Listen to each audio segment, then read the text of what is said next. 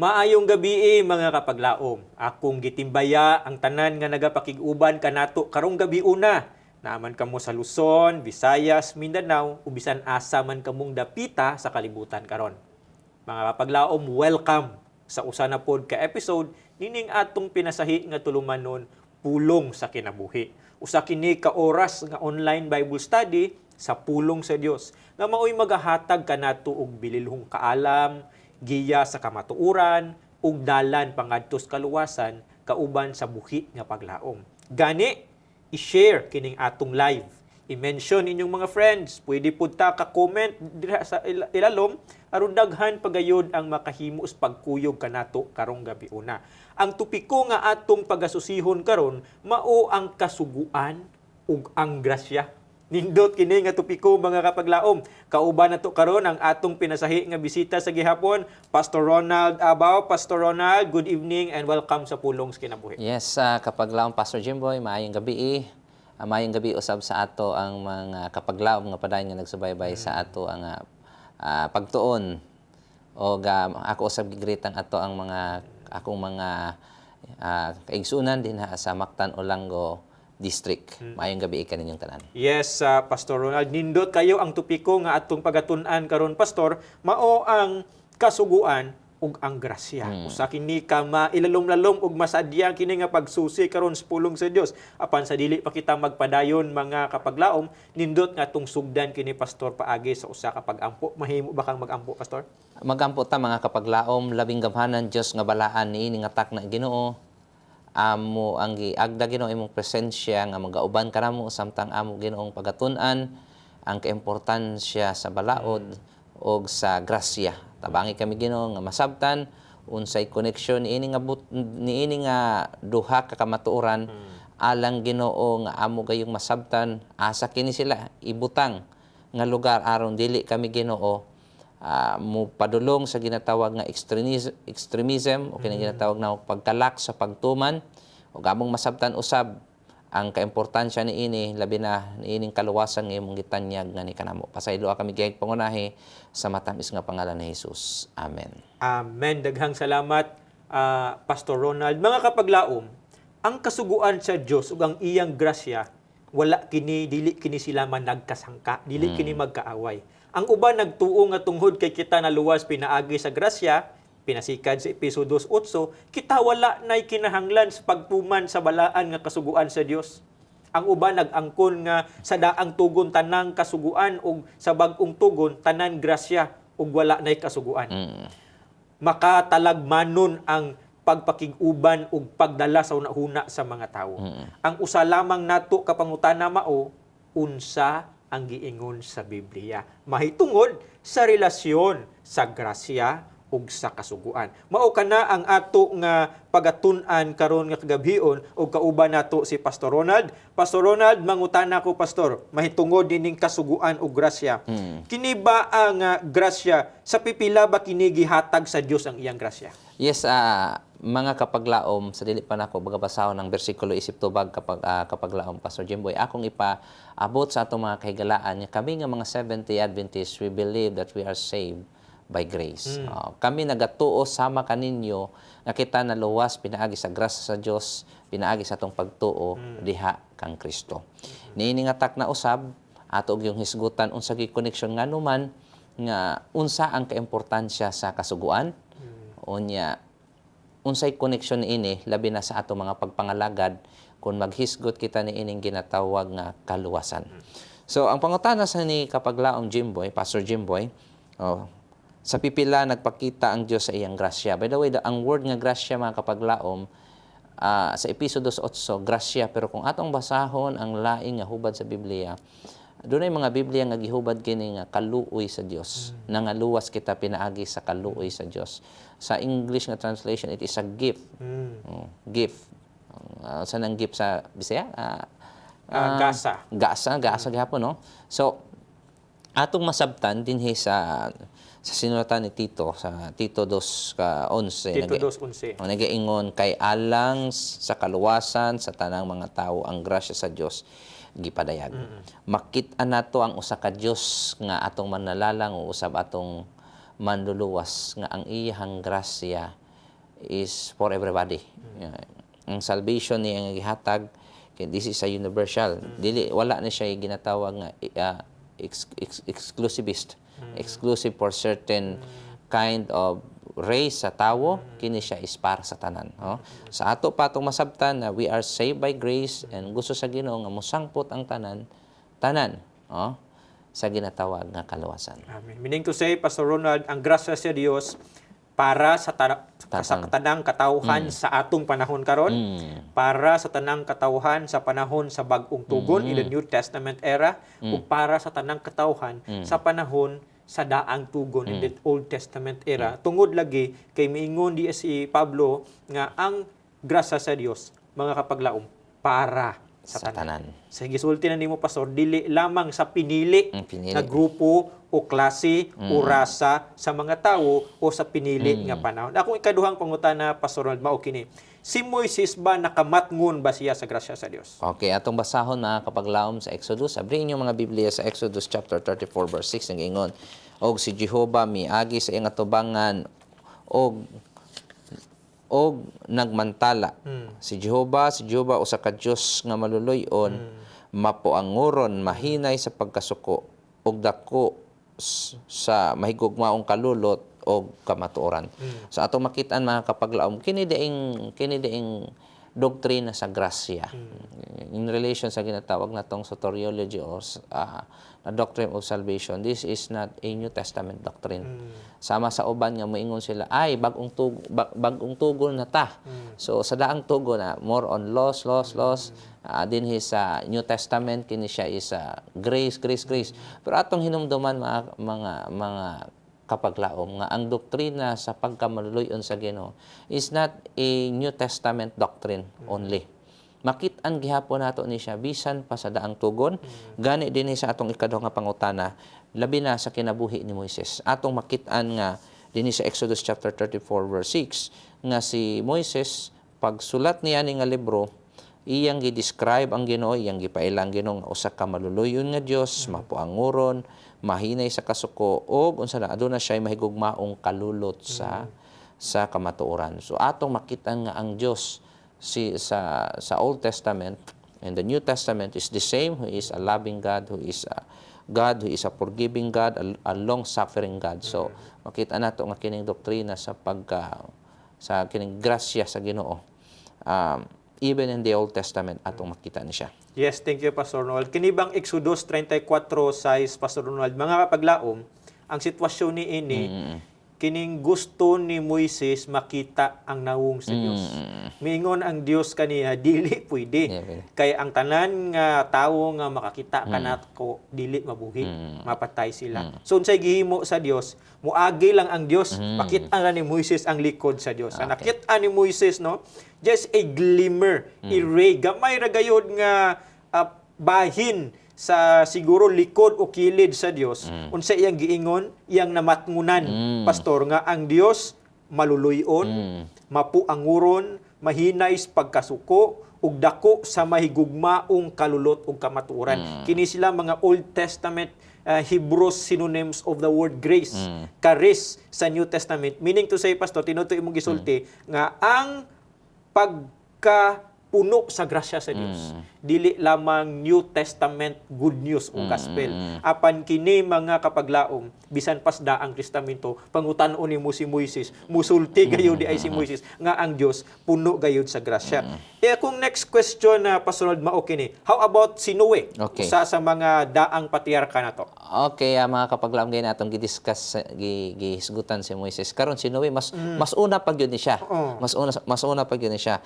Sa Genesis kapitulo 6 versikulo 8 ring apan si Noe na nakakaplag o kahamuot sa mga mata ni Jehovah. Patong hinumduman mga kapaglaom, kini siya nga sugilanon sa Genesis chapter 6 has something to do with the flood. Has something to do kining ginatawag nila nga kanang flood, antediluvian era. Nga ang katawan sa Dios ni sangko na gyud ang ilahang ang ilahang pagkadautan. Yes, in the context of Genesis chapter 6, 7 and 8 na adiha ang ginatawag nga paghukom sa Ginoo, pero atong hinumduman nga ang Ginoo before siya naghatag sa iya nga paghukom kanang ginatawag nga universal flood, no, kanang ginatawag nato nga lunop sakay sila sa arka, ang katawan sa Ginoo naghatag og grace sa mga katawhan for 1,020 years nagwali si Noe.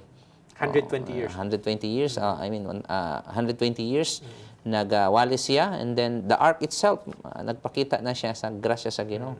Grasya sa Ginoo. Si Noe ato makitaan, no, nga nakita ni Noe nga ang Ginoo, nakakaplag siya og kanang ginatawag nato favor sa tubangan sa Ginoo. So ang Ginoo maluluyon siya mga kapaglaom. So makita nato gina si Moses kini siya mas ahead pa gyud siya. Mas una pa gyud, but gani sa kung gikasulti ang grace is dili na siya only New Testament doctrine, but even before pa gyud from the beginning, and I believe bisan sa panahon ni Adam and Eve, they experience God's grace. Yes, Pastor. Kung atong balikon diha mga kapaglaom, no, kanang atong teksto bago lang gibasa ni Pastor sa Genesis 6:8 na, Pastor, no? Genesis 6:8 kanang sa bersikulo 3 diha, Genesis 6:3, miingon si Jehovah, ang akong espiritu dili makiglalis sa gihapon sa tawo, kay siya unod, apan ang iyang mga adlaw magausa kagatos o kaluhaan katuig. Okay, so og sa 5, og nakita ni Jehovah ang pagkadautan sa tawo sa yuta, dako, ug ang tanan pagkapalandong sa mga hunahuna sa iyang kasing-kasing, lunlon nga kadautan lamang gihapon. Bersikulo 6, Pastor. Ug kini nakapabasol kang Jehovah nga gibuhat niya ang tawo sa yuta, ug nakapasubo kini kaniya sa iyang kasing-kasing, kay grabe ang kadaot sa tawo.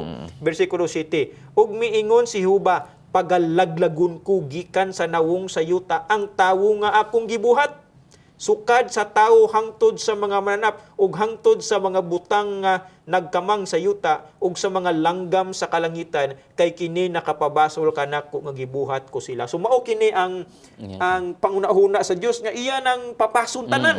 Wala sa nag-ingon nga papason ang pilpila, kundi tanan. Apan bersikulo 8, apan si Noe nakakaplag og kahamuot sa mga mata ni Jehovah. Meaning to say, mga kapaglam, hangtod unta si Moises, makasala unto si Moises.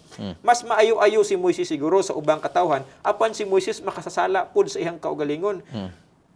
Intra unta si Moises nga pagapapason sa Dios. Apan si Moises nakakita siya, Pastor, og pabor, grasya kini. So tinuod to, Pastor, imong gisulti, bisan pa di ay kang Moises sa paasa kang Noe, si Noe nakakaplag pod og grasya, undeserved favor, merit gikan sa Ginoo. Ang akong pangutanang ikaupat, Pastor Ronald, mao kini, unsa man ang mga paagi nga gigamit sa Dios aron mabatngan sa tawo ang iyang grasya? Yes, mga kapaglaom. Ang pangutana sa unsang mga paagi ang gigamit sa Dios nga mabatngan sa tawo ang iyang grasya. Actually, ko atong tan-awon ay siya akong gibasa kining atong memory text, kining text nga atong basahon sa Roma kapitulo 3. Roma 3:24-25 nagaingon sila pagamatarungon pinaagi sa iyang grasya. Ingon nga gasa pinasikad sa pagkatinubos tungod kang Kristo Jesus nga gitanyag sa Dios. Ingon nga halad pasig-uli pinaagi sa iyang dugo. Sa maong halad nga pagadawaton pinaagi sa pagtuo, kini maoy pagpakita sa pagkamatarong sa Dios, kay sa iyang langitnong pagkamainantuson gisayloan man lamang niya ang kasalanan nga nangahimo kaniadto. Sa ato makita giunsa pagpadayag sa Ginoo, pinasikad sa pagkatinubos kang Kristo Jesus. So atong makitaan kanang ginatawag nato kini siya manggod mga kapaglaom, ato ni siyang maingon sa theology nga ang ginatawag nato nga special revelation. Special revelation, batay ginatawag nga general revelation, which is the nature ang kinaiyahan, pero kining pagpadayag sa Ginoo sa iyang grasya ug kaluoy pinasahigyod. Dili lang pinaagi sa kinaiyahan, apan specifically pinaagi sa iyang bugtong anak nga si Ginoong Hesukristo. Karon, kung atong tan-awon ang iyang pagsakripisyo, kini siya nagdala kanato og kanang pagpasag-uli. Pagpasag-uli, no? Gusto na kong sa diha nga mo undergo ta ining grace sa pagdawat kay Kristo, dahil ginatawag nga reconciliation. Reconciliation ato po ni siya nga atong makita usab ni siya nini nga bersikulo do na po yung mga halad-halad. Kato mga halad-halad kato siya naghatag og pangunahuna sa Old Testament. Actually, mao lagi na akong giingon nga sa Old Testament kining grace na siya. Bisan ang mga halad-halad kanadto kay gamit man sa Apostol Pablo sa termino nga maong halad nga pagadawaton. Yung mga paghalad-halad sa templo, I mean sa sanctuary, even sa temple later on, kanang mga daily services nga mga halad-halad, it symbolize girepresentahan sa coming Messiah. So atong makita ni siya nga ang Dios nagpadayag pinaagi ni mga paghalad-halad o pinaagi sa tong pagtuo kay Ginoong Hesukristo, makaangkon ta og kanang ginatawag nga pagpasag-uli, pagkamatarong sa Dios. Unya kita ang atong mga sala ingon diri gisayloan man lamang niya ang kasalanan nga nangahimo nato. So atong makita ang Gyud nga ang mga halad-halad Kristo ang unsay the efficacy of his sacrificial death on the cross. Ato ra gyud natay pagtuo atong madawat kining grasya sa Ginoo. Ma-appreciate nato ang kaayo sa Ginoo. Yes, Pastor, no? So, nindot ang teksto mga kapaglaom nga gipakigbahin ni Pastor Ronald kanato kining Roma 3:24 o 25. Dili po nato masabtan, Pastor Ronald, nga na ay siguro atong masamaray sa duha, no? Kapaagi nga gihimo sa Dios aron makaangkon kitang tanan sa iyang grasya. Ang number 1, iyang gipadala iyang bugtong nga anak. Ang sakripisyo ni Ginoong Hesus para man kanatong tanan. Mo nang giingon sa Juan 3:16, no? Everybody has memorized that verse.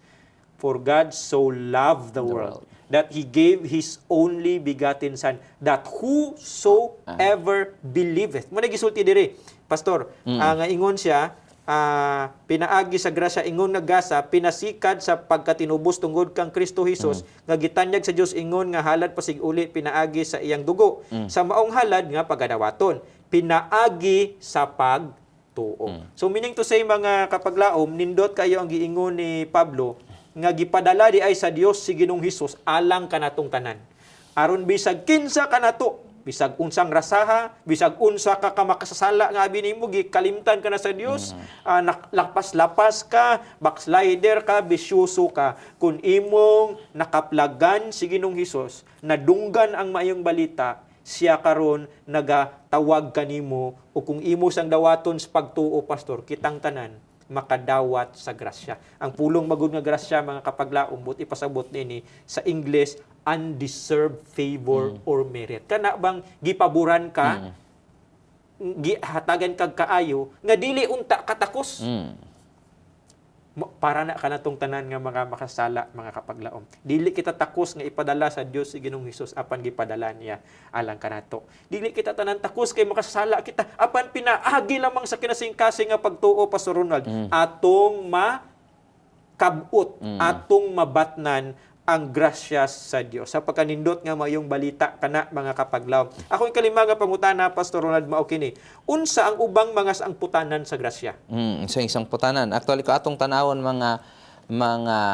mga kapaglaom Jimboy, kaning grasya sa Ginoo mo sangpot sa pipila ka mga butang. Una, kaning sa Roma 3:23 nga nagingon, kita gipasaylo sa atong mga sala. So, grasya, by faith sa ato sa Ginoo kay Ginoong Hesukristo nga makapasaylo kanato, pasayloon ta sa atong mga sala. Ikaduha, nagadala kanato sa kinabuhing walay katapusan kung kita motuo nga na kaniya Roma 5:25. Unya kini usab naghatag usab og gahom sa pag-overcome sa sala. Pasayloon ta maka-overcome ta sa atong sala, sa atong mga weaknesses. Unya ang ingon dere, himo pud ta nga kabahin sa iglesia sa Dios nga mo apil ni iniiha nga buluhaton. Kani ato ang ginatawag diri sa Episo 2, Kapitulo 2, versikulo 8 hangtod 10. Unya kita usab magatuman sa iyahang kasuguan nga mao ang iyahang kabubuton. So nindot gyud kayo pastor no. Yes. Ang resulta ug epekto sa grasya dinhi sa kinabuhi nato bilang usa ka Kristohanon. Ang next ako nga pangutana pastor, si David ba nakahibalo ba siya sa kamatuoran nga ang kaluwasan moabot paagi sa grasya? Nasayod ba si David nga ang kaluwasan paagi pud sa grasya? Atong tan-awon ang gikutlo ni Apostol Pablo si Haring David sa Roma kapitulo 4 bersikulo 6 ug 7 nga nagkanayon sa ingon ni usab sa ingon ni usab si David nagahisgot sa kalipay ni adtong tawo nga sa Dios ginaisipan sa pagkamataro nga gawas sa mga binuhatan malipayon sila kinsang mga kalapasan gipasaylo na ug kinsang makasalanan napapas na. Amen. So bisan si Haring David nakasabot siya ining grasya sa Dios. Ang konsepto sa grasya di ay pastor bisan si Haring David nakasayod na panahon pa sa daang tugon. Yes, mga kapaglaom, by the way, si Haring David gatong tanawon gid yung kinabuhi is a murderer, no?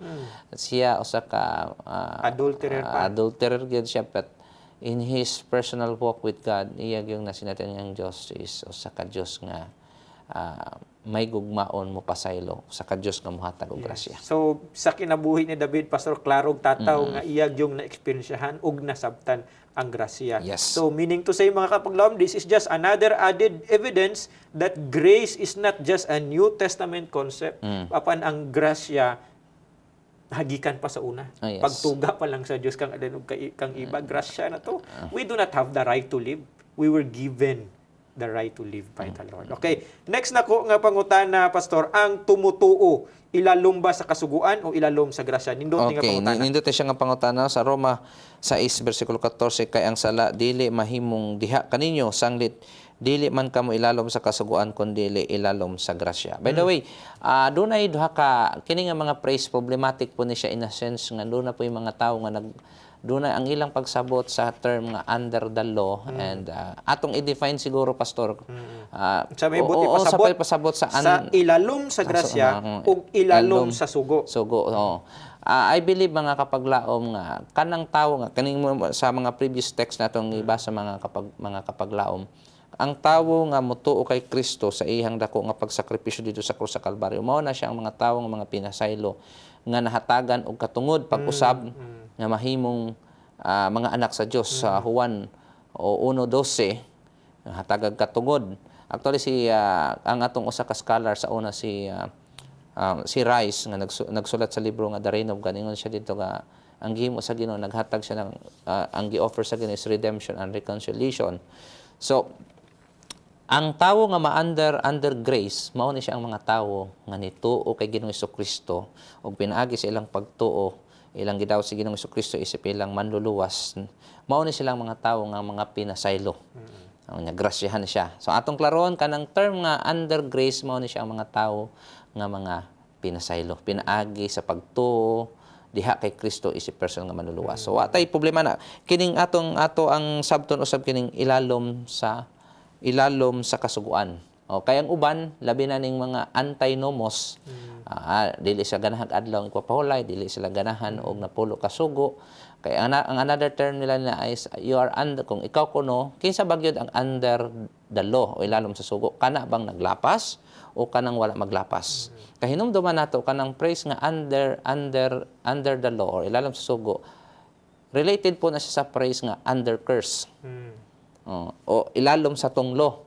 Nya ko nadunggan sa una kapag ingon siya nagtuman mo sa sugo, matunglog yun mo. Kung naunsao man ako pagkatunglo nga gituman man gani nako. So kung atong sabton mga kapaglaom, kung atong tanaw ng Biblia, ang sugo gihatag dili para kita maluwas. Atong klarohon, we as Seventh-day Adventists nga inyong mga higala nagato nga we are saved by grace. Pero ang sugo defines what is sin. Mao na siya naghatag og pakahulugan. The moment nga imong lapason ang sugo, lapason imong sugo kay mao man ay naghatag og pagpaila sa sala, you are under the law. You are under the law. The same thing na siya mga kapaglaom. Atong i-illustrate na lang yun para masabtan. Paras ka nang, kaysa may dakpon sa pulis ka na nagpatay o wala nagpatay? Ang nagpatay. Nagpatay. Therefore, you are subject to the law. You were under the law, or you are subject to the law the moment nga imo na siyang lapason. Therefore, ang tawo, kung atong sabto ng balang kasulatan, dili ang tawo nga nagtuman sa sugo, mooy under the law, kundi ang tawo nga naglapas sa sugo. And therefore, the law nagaingon sa iya, therefore ikaw under the law ka kay naglapas man ka, ug di ka maghinulsol, muadto ka sa ginatawag nga under curse. Naanay silot mo nang giingon da ang paglap da sa unang Juan I think 2:4 ingon nga ang paglapas sa sugo pagpakasala niya. Ang sa konsepto ni Apostol Pablo, ang pagpakasala ang bayad sa pagpakasala kamatayon. The moment imong lapason ang sugo, you're under the law. Ilalom ka sa sugo niya, ikaw kundi ka mo balik kay Kristo, mahimo ka nga under curse ka. Pero kung maginulsol ka, maningon sa atong previous diri nga kung muadto ta kay Ginoong Hesukristo, Roma 3:23, pasahiloon ta, you will become under grace. Karon diri sa Roma Juan 3:4 ito pastor ang nag-ingon nga ang tanan nga nagapakasala galapas sa sugo. galapas. So dire niingon dire nga sanglit kay ang sala dili magagahom diha kaninyo nganong dili na magagahom. The moment mudawat ta kay Kristo, ang atong pagigugma kay Kristo will push us. I mean, it will ganang dadon ta sa usa ka pagpakigrelasyon nga dili na kita mahimong manilapason. Pero Pastor Ronald, kung atong huna-hunaon no, kitang tanan manilapason man ta. Meaning to say ba kita tanan under the law? Kay kita tanan manilapason man. Noon naray kinalain sa tawong nagtuyo or sa tawong Wala tiyo, magtuyo, pero sa gobyerno nagtuyo ka og wa nimo tuyo under the law magihapon ka kay pagahukman. Usapon ka perspektibo ni ini Pastor nga atong tan-awon, kining mga tawo nga under grace, which we believe Pastor Kitasio say ganiha, kita nagahituo nga kita luwas pinaagi sa grasya sa Dios, sa binuhatan ni Ginoong Dios digto sa cross sa Kalbaryo ug dili paagi sa atong binuhatan. Ang tawo Pastor nga under grace, kining mga tawo nga nasayod nga ilang kaluwasan grasya ra gyud sa Dios. Ang ilang pagtuman dili mao ilang kaluwasan, kundi higugmag kalipay nila sa ilang manuluwas. Apan kining mga tawo nga under the law Pastor, kining mga klase sa mga katawhan nga naguna-huna nga ang ilang kaluwasan paagi sa ilang binuhatan. Ang uban musulti nga ay ang daang testamento mga tao to under the law no. Ang grasya sa Dios bisan pa sa daang tugon. They were all under grace ra gyud mga kapaglaom. Ang nahimo lang nga murag masabtan sa uban nga murag under the law to sa una tungod sa mga extreme o perverted views sa mga Hudiyo sa una nga naabot sa panahon nga stricto na sila kayo mga kapaglaom Pastor Ronald. Wa na sa lugar. Di na nasubrahan nila nga nahimo na nahinuon na naabot ang panahon nga nahimo na ang ilang manluluwas mao ang pagbantay sa kasuguan. Apan giingon diri ni Pablo nga kita namatay diha sa sala ug karon dili kita ilalom na sa sugo apan ilalom kita sa grasya. So anytime mga kapaglaom nga ikaw nakasabot nga ang imong binuhatan dili makaluwas kanimo, apan ang imong kaluwasan nagdepende ra gyud sa imong pagtuo, relasyon sa imong manluluwas ug sa binuhatan niya sa krus sa Kalbaryo ng Ginoong Hesus, you are under grace. Pero kung ikaw naguna-una nga maluwas ko kun himpit na ko ni mas daghan kog maayong mahimong maayo kaysa malain, di ko makasala. Simbag yung kong pag-ayo, aron maluwas ko, nindot magin mo simbag pag-ayo. Apan ayo una ang imong binuhatan, Pastor, maoy makaluwas ka. Once you are thinking about that, na ilalom na ka, Pastor, sa grasya. Okay, akong next nga pangutana, Pastor, nindot ni siya nga pangutana. Unsa ang kahimtang ni adtong anaas sa ilalom sa kasuguan? Unsa man ni sila kadtong mga taong atong gistoryahan bagulam kining mga tawo under the law, unsa may ilang kahimtang niini? Okay, ingon dere karon sa Roma mga kapaglabre inyong mga Biblia sa Roma kapitulo 3 bersikulo 19 nagingon karon nahibalo na kita nga bisan unsay gisulti sa kasuguan kini gisulti ngadto sa mga anaa sa ilalom sa kasuguan aron ang matag usa ka baba masapungan og aron ang tibuok kalibutan mahisakop ilalom sa paghukom sa Dios. So kung atong tan-awon no unsay kahimtangan sa mga tawo no kay atong tan-awon manggod mga kapaglaom sumala sa giingon ni kapaglaom Pastor Jimboy nga labi na sa Book of Romans na ay mga extreme views. Ato na siyang hinumduman ang context na ay mga extreme views nga ang uban pod gihimo na lang po nila nga ang kasuguan paagi sa ilang kaluwasan. Mao nang giingon diri ni Apostol Pablo nga aron isulti nga ana sa ilalim sa kasuguan aron ang matag-os sa nga baba masapungan nganuman kay ang kaluwasan grasya man. Pero atong tan-awon ang kasuguan kay ang kasuguan man defines what is sin. Therefore ang judgment sa Ginoo gibase po na niya sa iyang nga sugo.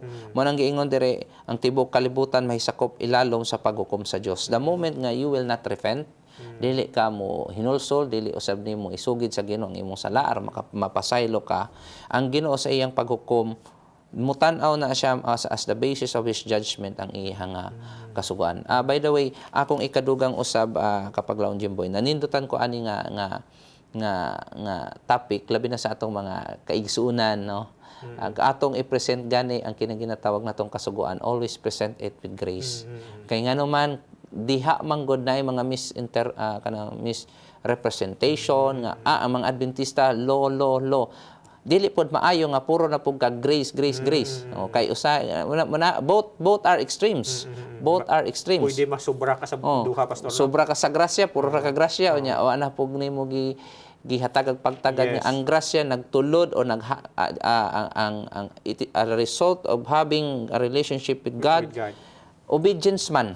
Obedience. Pero naana po kadiri sa law. Amay mo po nagkang fanatics or extreme. So, di po maayo. So, mo na nga, nindot na ganahan ko ani, ako mismo as a worker, as I grow with my faith as a Seventh-day Adventist pastor and a member, that is why nga ang ato ang fundamental doctrine, ang heading yun niya, law and grace. Law and grace. It should be that when you present the law, mag-uban yun na sila. Ibutang nato siya in a right perspective, the law, we will also put the grace in its right perspective. Aron nga balanse ang grasya, dili mo adto ta sa ginatawag nga both extremes and then mawala ta sa ginatawag nga tinuod nga gospel. Thank you kayo, Pastor Ronald. Kung atong idugang paginihana, Pastor Ronald, kanang giingon ni Pablo di sa Roma 6:1, nan unsa man ang atong ikasulti, magpadayon ba kita sa pagpakasala, meaning to say maglapas sa sugo. Kay ang pagpakasala ingon pa sa naunang Juan 3:4 mao ang paglapas sa sugo. So meaning to say pwede na to nimo ang pangutanan ni Pablo, nan unsa man ang atong ikasulti, maglapas ba kita sa sugo aron mudagaya ang grasya? Tungod ba kay we are under grace na magpakasala na lang, maglapas na ta sa sugo, magpakasala na ta, kay ang pagpakasala mao ang paglapas sa sugo. Kontrahanay ba di ay ni nga tungod kay under grace na kita, we are not under the law, so pwede na magpakasala na ta, maglapas sa sugo. Unsay tubag ni Pablo, ipalayo ka na. Meaning to say, mga kapaglaom, dili gidi ay nag-away. Wala nag-away ang kasuguan ug ang grasya. Ang grasya ug ang kasuguan naghiuban. Kay nga naman ang mga katawhan nga naluwas sa grasya unsa man malipayon nga nagatuman sa kasuguan. Okay, mao na siya. Muna giingon diri Pastor Ronald sa 7:24 sa Roma. Kaning direta sa 7:12. Busa ang kasuguan, maayo.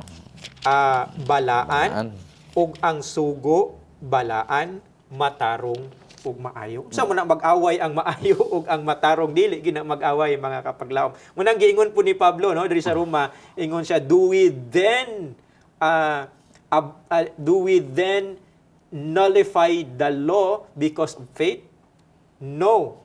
Instead, we establish the law. Ato bang gibungkag na ang sugo tungod sa pagtuo? Wala. Hinuon, ato pang gipalig-on. Pastor Ronald, unsa imong madugang? Diha sa Roma kapitulo 7 versikulo 7 nangingon nga ang balaod balaan matarong maayo. Hinumduman natong ang kasugoan himong balaan tungod kay ang tag-iya sa sugo balaan. Ang sugo matarong tungod kay ang tag-iya sa sugo matarong. O ang balaod nahimo siyang maayo kay ang Dios nga nagpanag-iya sa sugo maayo. Amen. So mahimo lang nga silutan ta under curse ta, under the law ta, under curse ta kun kita ato yung lapason ang sugo sa Ginoo. Amen. So mga kapaglaom no, ang nindot nining sugo sa nasultin sa tong pagtuon karon Pastor Ronald, dili nag-away ang grasya ug ang sugo. Hinuon ang grasya mao kana ang paagi sa atong kaluwasan sa kang Ginoong Hesukristo. Unsa may trabaho sa sugo, magtudlo kanato kung unsa ang sala. Atong likayan. Roma City. city size ingon si Pablo, wala ko nakahibalo kung unsa ang sala kun dili pinaagi sa kasuguan. Kung ang sugo wala nag-ingon nga dili ka mangibog. Wala ko kahibalo kung unsa ang sala. Ingon dayon sa utso, for apart from the law, sin is dead. Kung walay kasuguan, walay sala. Tinuod man na.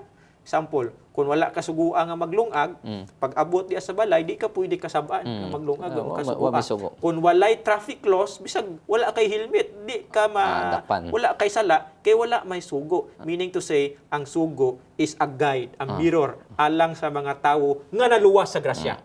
Guide ka na to kung unsa ang maayo, kung unsa ang dili. Kay ang kasuguan is a reflection of the character of God, Pastor Ronald.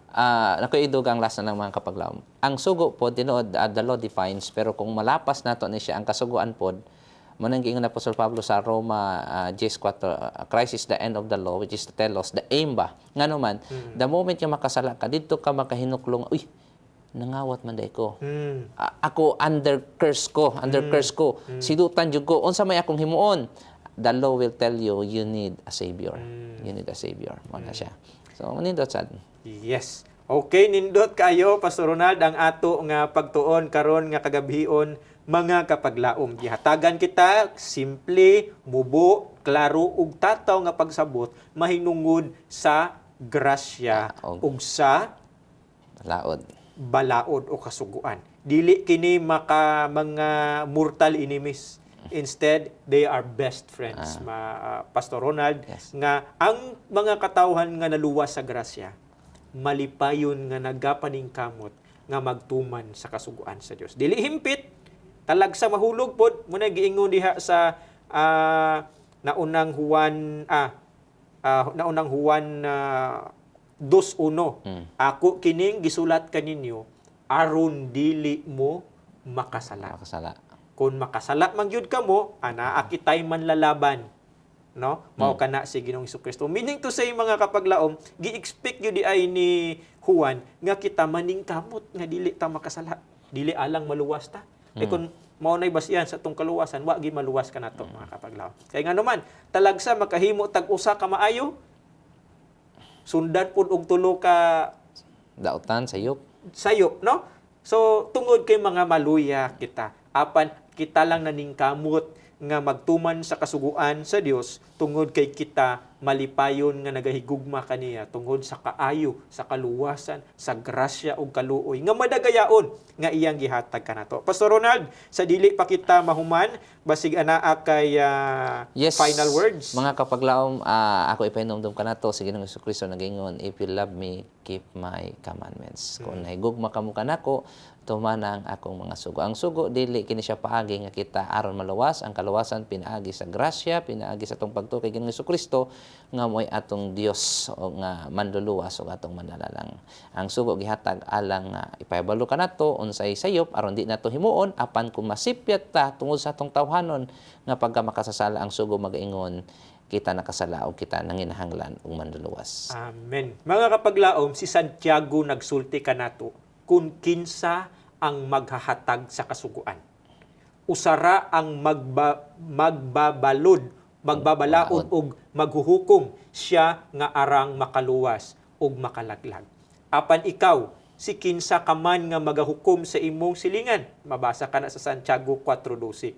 Si Kristo lamang ang usa nga makaluwas. Kung atong basahon ang Mateo 1:21 ug ang Hebrehanon 7:25. Ang usa nga makalaglag mauusab si Kristo. Kung atong basahon ang ikaduhang Tesalonica 1:7 hangtod sa 9. Gani magmugna sa grasya, busa ang magmugna sa grasya, mauusab ang magmugna sa kasuguan. Kining tanan trabaho ni Ginoong Hesukristo. Praise the Lord, Pastor Ronald, manindot ang ato nga pagtuon karon, ato kining takpan paagis pagampo, Pastor. Magampo kita.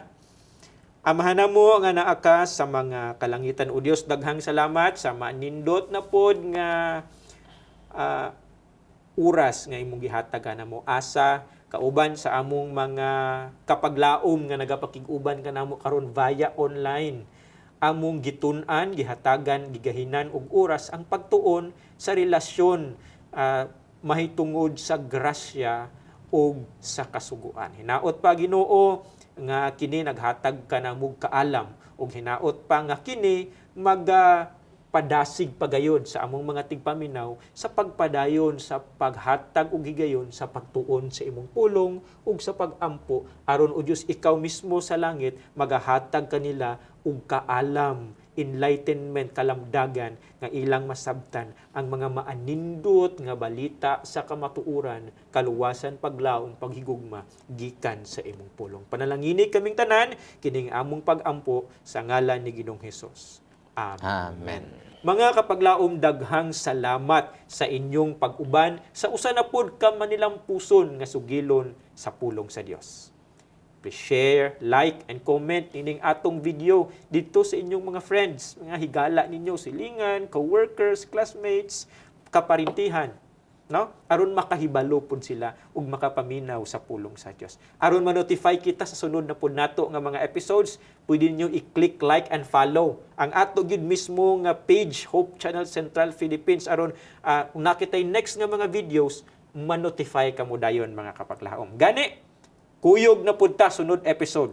Matag Domingo, alas 6 hangtod sa alas 7 sa gabi ug ang replace niini matag Merkules. Sa maura gihapon nga oras, diri lang sa atong pinangga nga estasyon Hope Channel Central Philippines. Niining atong pinangga nga tulumanon, Pastor Ronald.